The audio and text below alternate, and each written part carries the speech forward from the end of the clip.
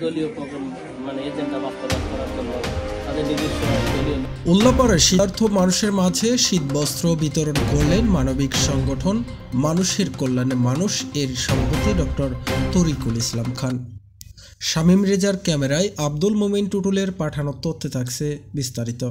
সিরাজগঞ্জের উল্লাপাড়া উপজেলার পূর্ণিমাগাতি ইউনিয়নের ঘিয়ালা গ্রামসহ বিভিন্ন এলাকায় অসহায় হতদরিদ্র শীতার্থ ব্যক্তিদের মাঝে মানবিক সংগঠন মানুষের কল্যাণে মানুষ সংগঠনের পক্ষ থেকে কম্বল বিতরণ করা হয়েছে। কম্বল বিতরণ অনুষ্ঠানে প্রধান অতিথি হিসেবে উপস্থিত ছিলেন মানুষের কল্যাণে মানুষ সংগঠনের সভাপতি doctor Tarikul Islam Khan, secretary Abul Bashar, cashier Shariful Islam Khan, ঘিয়ালা গ্রামের সভাপতি আরিফুল ইসলাম, সহসভাপতি এনামুল হক, সেক্রেটারি কামরুল হাসান সহ অত্র গ্রামের নেতৃবৃন্দ। শীতের দিনে অসহায় মানুষদেরকে কম্বল দেওয়ার উদ্দেশ্য শীত নিবারণ করার জন্য সমাজের সচ্ছল মানুষদের এগিয়ে আসতে আহ্বান করেন সংগঠনের নেতৃবৃন্দ।